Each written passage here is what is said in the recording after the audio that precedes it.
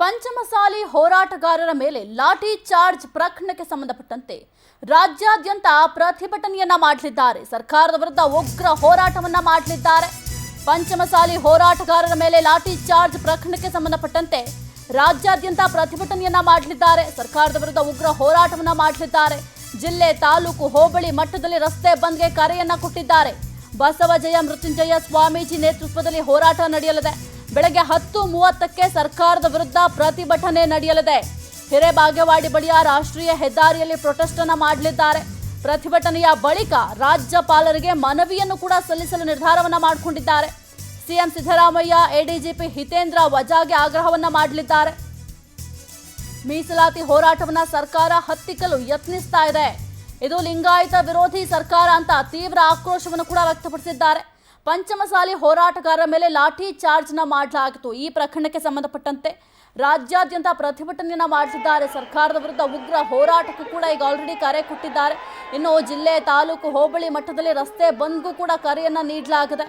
ಬಸವಜಯ ಮೃತ್ಯುಂಜಯ ಸ್ವಾಮೀಜಿ ನೇತೃತ್ವದಲ್ಲಿ ಹೋರಾಟವನ್ನ ಮಾಡಲಿದ್ದಾರೆ.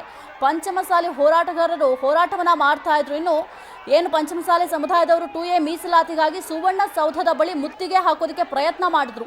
ಆ ಸಂದರ್ಭದಲ್ಲಿ ಪ್ರತಿಭಟನಾಕಾರರ ಮೇಲೆ ಪೊಲೀಸರು ಲಾಠಿ ಚಾರ್ಜ್ನ ಮಾಡಿದ್ರು. ಆ ಸಂದರ್ಭದಲ್ಲಿ ಸಾಕಷ್ಟು ಜನರಿಗೆ ಗಾಯಗಳಾಗಿತ್ತು. ಅವರನ್ನ ಆಸ್ಪತ್ರೆಗೂ ಕೂಡ ದಾಖಲು ಕೂಡ ಮಾಡಲಾಗಿತ್ತು.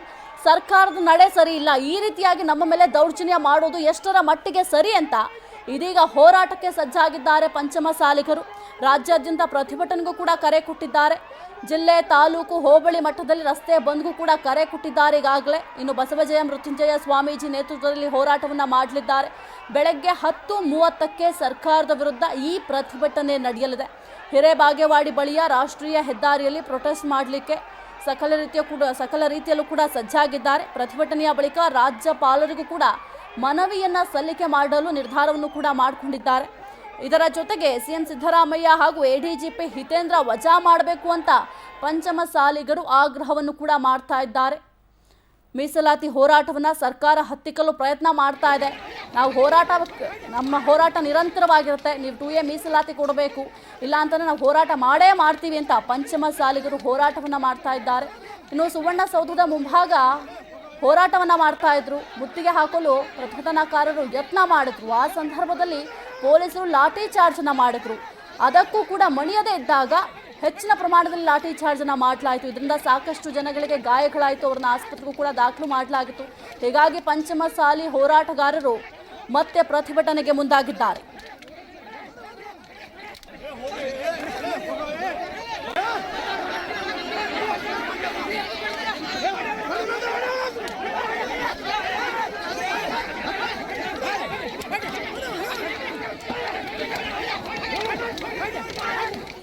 ಈ ಕುರಿತು ಹೆಚ್ಚಿನ ಮಾಹಿತಿಯನ್ನು ನೀಡ್ತಾರೆ ನಮ್ಮ ಪ್ರತಿನಿಧಿ ಮಂಜುನಾಥ್ ಪಾಟೀಲ್. ಮಂಜುನಾಥ್, ಪಂಚಮಸಾಲಿ ಹೋರಾಟಗಾರರ ಮೇಲೆ ಲಾಠಿ ಚಾರ್ಜ್ ಪ್ರಕರಣಕ್ಕೆ ಸಂಬಂಧಪಟ್ಟಂತೆ ರಾಜ್ಯಾದ್ಯಂತ ಪ್ರತಿಭಟನೆಗೆ ಈಗ ಕರೆ ಕೊಟ್ಟಿದ್ದಾರೆ. ಪ್ರತಿಭಟನೆಯ ಸ್ವರೂಪ ಯಾವ ರೀತಿ ಇರಲಿದೆ?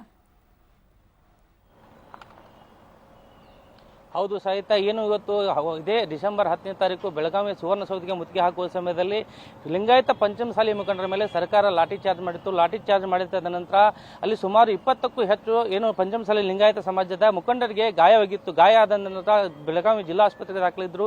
ಅದಾದ ನಂತರ ಸ್ವಾಮೀಜಿ ಅವರು ಮಾತನಾಡಿ ಸರ್ಕಾರದ ವಿರುದ್ಧ ಒಂದು ಗದಾ ಪ್ರದಾನ ಮಾಡ್ತಾ ಇದ್ದಾರೆ. ಪ್ರಮುಖವಾಗಿ ಏನು ಪಂಚಮಸಾಲಿ ಲಿಂಗಾಯತ ಪಂಚಮಸಾಲಿ ಮುಖಂಡರ ಮೇಲೆ ಏನು ಹಲ್ಲೆ ಮಾಡಿದ, ಲಾಠಿ ಚಾರ್ಜ್ ಮಾಡಿದಂತ ಈ ಸರ್ಕಾರವನ್ನು ವಜಾ ಮಾಡಬೇಕು. ಅಷ್ಟೇ ಅಲ್ಲದೆ ಸಿಎಂ ಸಿದ್ದರಾಮಯ್ಯ ಮತ್ತು ಎಡಿಜಿಪಿ ಆದಂತ ಆರ್ ಹಿತೇಂದ್ರ ಅವರನ್ನ ಈ ಒಂದು ವಜಾ ಮಾಡಬೇಕಂತೇಳಿ ಆಗ್ರಹಿಸಿ ಈಗಾಗಲೇ ಒಂದು ಕರೆ ಕೊಟ್ಟಿದ್ದಾರೆ. ಇಡೀ ರಾಜ್ಯಾದ್ಯಂತ ಲಿಂಗಾಯತ ಪಂಚಮಸಾಲಿ ಸಮಾಜದ ಮುಖಂಡರು ಬೀದಿಗೆ ಬಂದು ಹೋರಾಟ ಮಾಡಬೇಕು. ಹೋಬಳಿ ಮತ್ತು ತಾಲೂಕಾ ಮಟ್ಟದಲ್ಲಿಯೂ ಸಹ ತಮ್ಮ ಶಕ್ತಿ ಏನಂತ ತೋರಿಸಬೇಕಂತೇಳಿ ಈಗಾಗಲೇ ಕರೆ ಕೊಟ್ಟಿದ್ದಾರೆ. ಆ ಹಿನ್ನೆಲೆಯಲ್ಲಿ ಬೆಳಗಾವಿಯಲ್ಲಿ ಈ ಒಂದು ಪ್ರತಿಭಟನೆ ಏನು 10ವರೆಗೆ ಬೆಳಗಾವಿ ಜಿಲ್ಲೆಯ ಬೆಳಗಾವಿ ಗ್ರಾಮಾಂತರ ಪ್ರದೇಶದಂತಹ ಹಿರೇಬಾಗಿ ಟೋಲ್ ಗೇಟ್ನಲ್ಲಿ 10ವರೆಗೆ ಒಂದು ಪ್ರತಿಭಟನೆ ಪ್ರಾರಂಭ ಆಗುತ್ತೆ. ಆ ಪ್ರತಿಭಟನೆಯಲ್ಲಿ ಪ್ರಮುಖವಾಗಿ ಜಯ ಮೃತ್ಯುಂಜಯ ಸ್ವಾಮೀಜಿ ಮತ್ತು ಲಿಂಗಾಯತ ಪಂಚಮಸಾಲಿ ಪ್ರಮುಖ ಮುಖಂಡರು ಸುಮಾರು 300ಕ್ಕೂ ಹೆಚ್ಚು ಒಂದು ಪ್ರತಿಭಟನಾಕಾರರು ಆ ಪ್ರತಿಭಟನೆಯಲ್ಲಿ ಭಾಗವಹಿಸುತ್ತಾರಂತೆ ಈಗಾಗಲೇ ಗೊತ್ತಾಗಿದೆ. ಅದೇ ತರನಾಗಿ ಸವದತ್ತಿ, ರಾಮದುರ್ಗ, ಬೆಳಗಾವಿಯಲ್ಲಿರುವಂತಹ 18 ಕಾನ್ಸ್ಟಿಟ್ಯೂನ್ಸಿಗಳು ಸಹ ಆ ಒಂದು ಪ್ರತಿಭಟನೆಯ ಕಿಚ್ಚು ಈಗ ಹೆಚ್ಚಾಗ್ತಾ ಇದೆ ಅಂತಾನೆ ಹೇಳಬೇಕಾಗುತ್ತೆ. ಪ್ರಮುಖವಾಗಿ ಬೆಳಗಾವಿಯ ಸುವರ್ಣಸೌಧದಿಂದ 5 ಕಿಲೋಮೀಟರ್ ಅಂತರದಲ್ಲಿರುವಂತಹ ಹಿರೇಬಾಗೇವಾಡಿಯ ಒಂದು ಚೆಕ್ ಪೋಸ್ಟ್ ಏನಿದೆ, ಚೆಕ್ ಪೋಸ್ಟ್ ಬಳಿ ಬೃಹತ್ ಪ್ರಮಾಣದ ಪ್ರತಿಭಟನೆ ಮಾಡ್ತೀವಿ, ರಾಷ್ಟ್ರೀಯ ಹೆದ್ದಾರಿಯನ್ನು ಬಂದ್ ಮಾಡ್ತೀವಿ, ನಮ್ಮ ತಾಕತ್ತೇನು ಅಂತೇಳಿ ಸರ್ಕಾರಕ್ಕೆ ತಿಳಿಸ್ತೀವಿ ಅಂತೇಳಿ ಈಗಾಗಲೇ ಪ್ರತಿಭಟನೆಕಾರರು ಆಗ್ರಹಿಸ್ತಾ ಇದ್ದಾರೆ. ಅದೇ ತರನಾಗಿ ಏನು ನಮ್ಮ ಹೋರಾಟ ಏನು 2A ಮೀಸಲಾತಿಯನ್ನ ಪಂಚಮಸಾಲಿ ಸಮಾಜಕ್ಕೆ ಕೊಡಬೇಕಂತೇಳಿ ನಾವು ಅನೇಕ ದಿನಗಳಿಂದ ಹೋರಾಟ ಮಾಡ್ಕೊಂಡು ಬರ್ತಾ ಇದ್ದೀವಿ. ಆದರೆ ಈ ಸರ್ಕಾರ ನಮ್ಮ ಪ್ರತಿಭಟನೆಗೆ ಜಗ್ತಾ ಇಲ್ಲ, ಬಗ್ತಾ ಇಲ್ಲ. ಎಲ್ಲಿವರೆಗೂ ನಮ್ಮ ಪ್ರತಿಭಟನೆ, ಎಲ್ಲಿವರೆಗೂ ನಮ್ಮ ಹಕ್ಕನ್ನು ನಮಗೆ ಕೊಡದೇ ಇದ್ದಂತ ಸರ್ಕಾರಕ್ಕೆ ನಮಗೆ ಧಿಕ್ಕಾರ ಅಂತ ಹೇಳಿ ಕೂಗ್ತಾ ಇದ್ದಾರೆ.